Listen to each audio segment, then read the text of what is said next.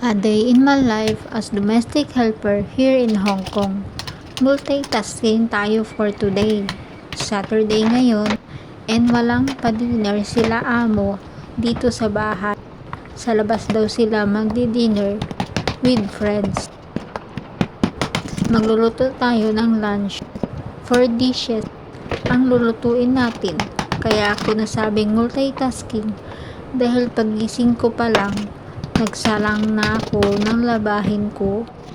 Then, naglinis ako ng living room, balcony, and bathroom ng mga alaga ko.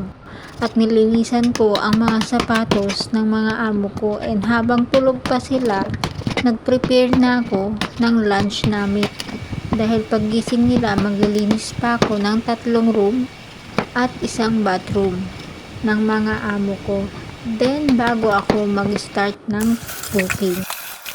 Alam nyo ba ang kagandahan sa mga amo ko? Hindi sila maselan. Basta malinis at tapos kasi na sa trabaho mo, pwede na ako mag-rest. Hindi mabigat ang trabaho ko dito. Masasabi kong napakaswerte ko sa mga amo ko. Tips sa mga baguhan o papunta pa lang dito sa Hong Kong. Always ask your employer kapag hindi mo alam ang inutos o ang gagawin mo.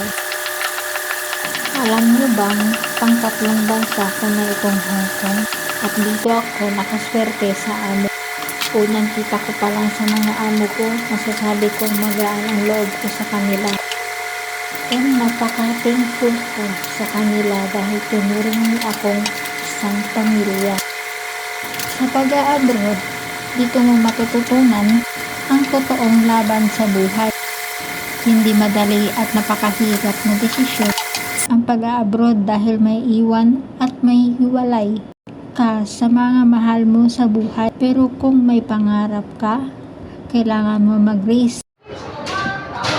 Thank you po sa mga patuloy na sumusuporta sa munting bahay ko.